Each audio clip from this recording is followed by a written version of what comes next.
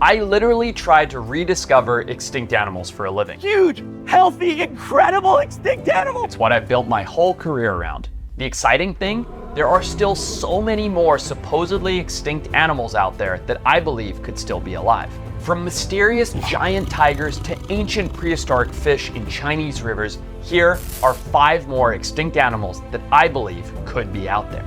The first one is a giant scaled-up version of one of my favorite creatures, the giant Fousa. Much like its smaller cousin, the giant Fousa lived on the island of Madagascar.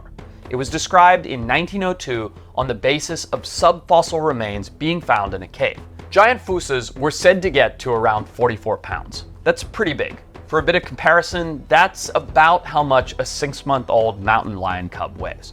This animal was said to prey on larger animals than its smaller relative could have, including the recently extinct pachylemur, a species I actually went to Madagascar to search for myself. Now, here's something fun to consider. Pachylemur are speculated to have reached lengths of up to 14 feet from tip of the nose to tip of the tail. So most of that was tail, but still. And some species weighed up to 350 pounds. So just imagine what a battle between these two behemoths would have looked like in a Malagasy canopy. This giant 14-foot pachylemur and this huge 44-pound crazy lemur predator, the extinct giant Fousa. Anyway, that's why I went to search for the pachylemur in Madagascar, but that's a story for another time. Other prey species would have been tenrecs and even young Malagasy hippopotamus, another species I went to look for. In case you can't tell, I really like Madagascar. But the sad thing is, we don't exactly know when this species of giant Fousa went extinct. It's believed that their extinction coincides with when humans first came to Madagascar, possibly around the 1400s. Now, let's look at their smaller cousins for a second. The modern Fousa is pretty much a mashup between a cat, a dog, and a monkey. But hear this, they're neither a cat nor a dog, but a member of the Eupleridae family, consisting of 9 other species with cat-like features.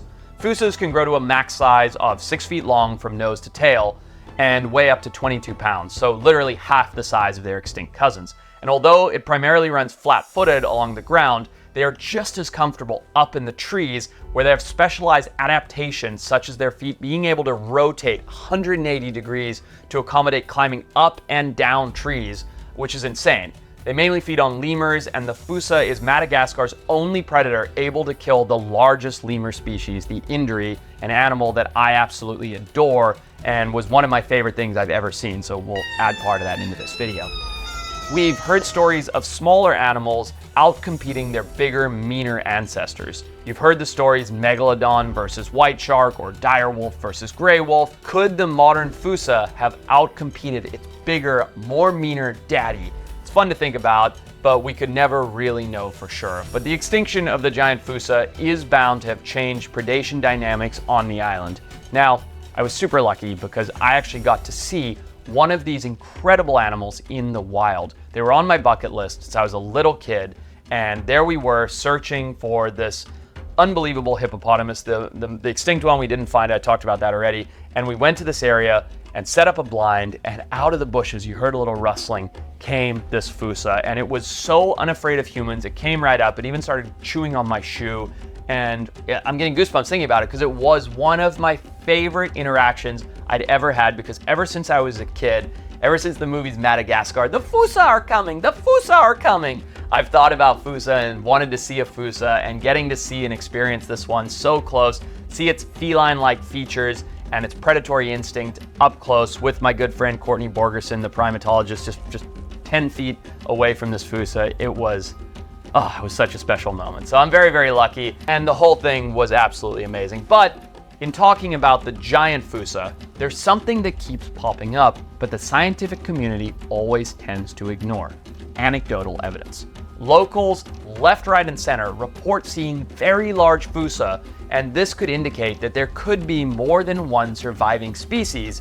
And get this, locals in Madagascar often recognize 2 types of Fousa: the larger black Fousa and the small red Fousa. And other locals report seeing very large living Fousa, with some growing allegedly up to 7 feet than 70 pounds. Madagascar is a wild place with all kinds of crazy wild spaces, and you never know, because if there's anywhere in the world that such a bizarre and crazy giant creature could live, it would be in the wilds of Madagascar eating giant lemurs. Some scientists actually speculate that further research or larger searches may indeed prove that there is more than one species of Fousa yet alive. The giant Fousa could be right under our noses and we never even know it. It's such a smart, clever, cryptic animal, and it wouldn't surprise me at all if the giant Fousa, or yet alone a new species of larger Fousa, was found in our lifetime. I'd give it a solid 6 out of 10. Next up, a giant lizard native to a small island in the Atlantic with an active volcano. The Laama giant lizard. This 2-foot-long reptile is native to the Spanish archipelago of the Canary Islands, off the coast of northwestern Africa.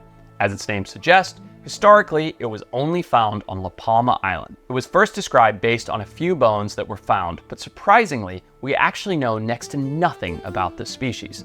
Its decline is thought to have begun nearly 2,000 years ago when humans first came to the Canary Islands. The introduction of feral cats and land cultivation and rats is said to have caused this big lizard to seemingly disappear. Along with that, it's said that the settlers found the lizard super easy to hunt, and yep, they ate these cold-blooded creatures. Thought to be extinct for nearly 500 years, recent evidence has scientists reconsidering their extinct status. Let me tell you a story. A few years ago, in 2007, a photo of a lizard on the island was taken by a local Canarian reptile expert. Although its veracity hasn't been confirmed, scientists are hopeful that this actually is the Laama giant lizard. Now, there's only ever been one large lizard species native to the Canary Islands, and if the individual spotted was indeed the Laama giant lizard, there could in fact be an isolated population on the island, and it could still be surviving and breeding in very low numbers. However, photographic evidence isn't always the lifesaver. As we all know, you can easily refute it. The lizard spotted could possibly be an animal in dispersion, washed onto the island from a random population a few thousand feet away, but the only piece of evidence that cannot be refuted is DNA evidence. And this is exactly why I wanted to go to the island of Laama in season 3 of EOA to look for this lizard. It's something I had planned for years. I thought, I'm good with herps, I'm good with reptiles. I had found fern in the Galapagos, I'd found the caiman in the Rio Apaporis, and I have some pretty good tricks for finding lizards, so I really wanted to go there, but of course we all know the story of how COVID shut down those trips and that show, so kind of a bummer there, especially because it's a volcanic island that I'd really, really love to see. And actually on that note, the kind of scary thing is that the island is home to an active volcano. And recently in 2021, there was an eruption that lasted 85 days, which is just nuts. And when this happened, I thought that it would have actually wiped out any potential remaining lizards on the island. However, reptiles, as we know, are very resilient creatures, and I think that some isolated populations could still be hiding out on the island, possibly waiting to be rediscovered. That's why, sans volcano, or maybe in addition to the volcano, I think it's possible, but it is unlikely, so I would give the Laama giant lizard about a 3 out of 10. Next up, one of my personal favorites, a big cat on a big volcano-dotted island in the middle of the Indonesian archipelago, the Javan tiger. Java, Indonesia, surrounded by volcanoes, this tropical metropolis was once home to the most exotic and beautiful big cat the world has ever seen, at least in my opinion.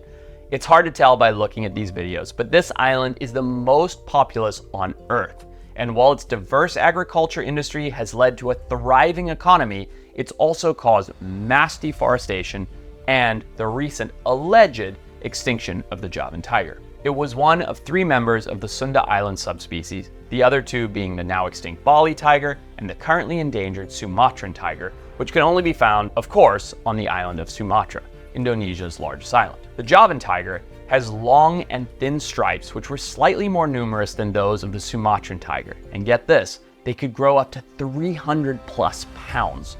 During the 19th century, Javan tigers were so abundant that they were considered pests to everyone living out in the jungle. And after World War II, the tiger's natural habitat was fragmented into plantations for monoculture. You guys have probably seen it on some of my shows. palm oil, coffee, rubber plantations, you name it, it's awful. Hunting also contributed greatly towards its decline. In 1976 was the last official sighting of the Javan tiger, and in 2003 it was officially declared extinct by the IUCN. Despite that, the Javan tiger looms large in the Indonesian culture. With over 145 million people packed into an island the size of Florida, you often find yourself wondering, Is there anywhere left for a tiger to hide? but there are plenty of reasons to believe it's still here. Park rangers claim to have seen them.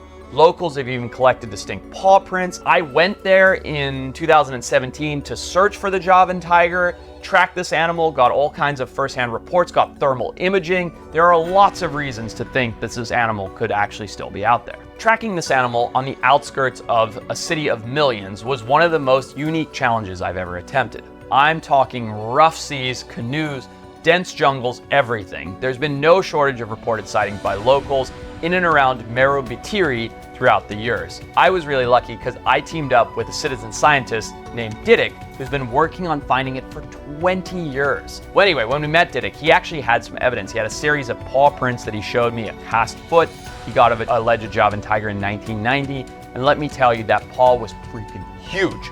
And he even got a footprint from the smaller Sumatran tiger to compare against it, and just seeing those footprints side by side really hit home as to how big the Javan tiger actually was. And when we were there, we saw something on thermal, and we went cruising up the hill looking at this thing, and we got really close, and I felt like we were right on top of potentially a Javan tiger. Could have been a leopard, hard to say, but around that same time, there was a reported sighting and a single hair was left on a piece of barbed wire fence. Guess what? That hair was analyzed, and you better believe it, it was confirmed to belong to a Javan tiger earlier this year. I still remember when it happened. I was in Japan. I'd read this news report and I exploded with excitement and even posted this little short video right here about it because I couldn't believe that the Javan tiger, which I believed was still out there, was still out there. Now, I've searched for rare and extinct species from one corner of the globe to the other, and I've never been as inspired about the ongoing existence of an animal as I am the Javan tiger. Based on the prey abundance, based on all of the sightings and this massive area, based on how elusive and clever tigers are, there is just no reason to believe that the tiger isn't still here, at least for me. I don't know why people would just decide definitively this animal is extinct. There's so many accounts of it. As long as the area stays protected in Marubitiri, those tigers could come back, and within 20 years, we could potentially start seeing them come to the fringe of civilization because they are in Java, in my opinion, and people know they're there, the signs are there, the evidence is there, but nobody believes it just yet. Well, at least not until that hair was analyzed. So for this reason, I give the Javan tiger a solid 9 out of 10 for coming back. Next up, a prehistoric fish that looks like a cross between an alligator gar and a basking shark, the Chinese paddlefish. Its namesake comes from the fact that it has a pretty wild nasal appendage called a rostrum resembling a paddle. But this wasn't just for show. They actually used this amazing organ to detect electrical fields in the water, helping them find food even in super murky conditions. These prehistoric giants could grow up to 10 feet long, and not to mention their huge, unbelievable filter-feeding mouths. Mouths that almost look exactly like the mouth of a basking shark. And like basking sharks, paddlefish open their mouths, put water over their gill rakers to feed on plankton.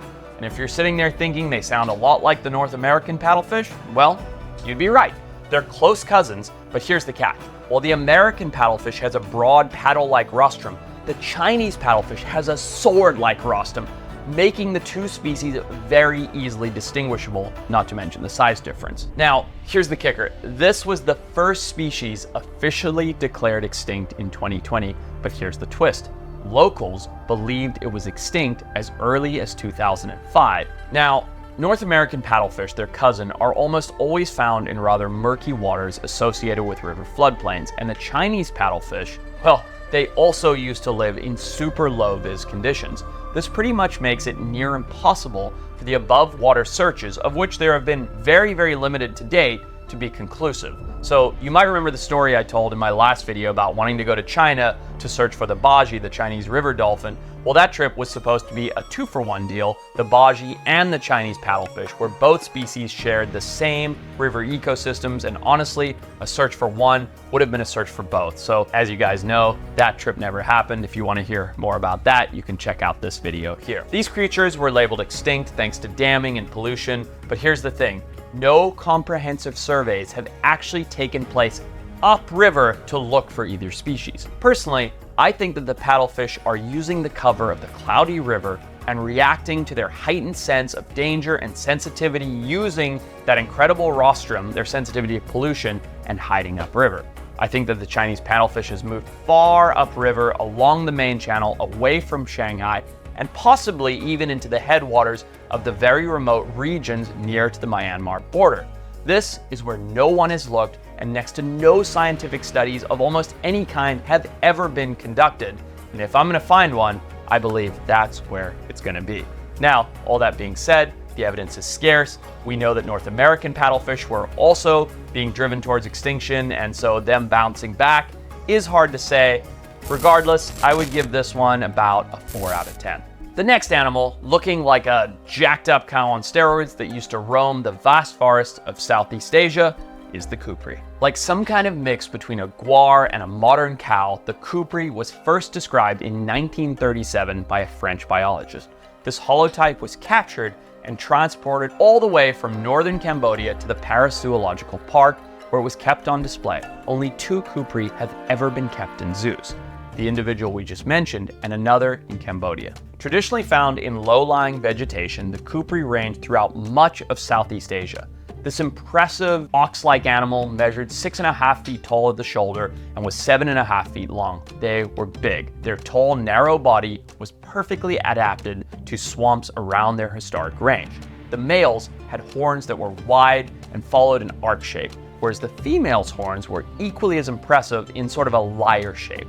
The largest Kukri weighed in at more than 2,000 pounds. Now, the Kukri is thought to have never really been numerous. Speculation suggests that their population during the 20th century barely exceeded 2,000 individuals. And in 1989, the total Kukri population in Cambodia was estimated at less than 200 individuals. And 8 years later, the IUCN estimated the wild population to be no more than 50 individuals, with a decreasing population trend. Kukri have been hunted by the locals for generations, mainly for their meat, horns, and skulls, with the latter holding a very high symbolic value. Coupled with these factors, trophy hunting probably also placed a considerable pressure on this forest-dwelling bovine. And something else that's super common in this part of the world is snares. Now, when we went there looking for the Saola in 2018 or so, we found snares everywhere. Even in the most remote parts of the Annamite Mountains, we'd go no more than an hour of hiking along a game trail without seeing snares. So that could easily contribute to wiping out these low number bovids. Actually, in a report released by the WWF in 2020, they reported that over 12.2 million snares were present within protected areas in Cambodia, Laos, and Vietnam. And it's pretty hard for anything to survive 12 million snares. Anyway, the last confirmed sighting of the Kukri was in 1969, and it hasn't been seen since.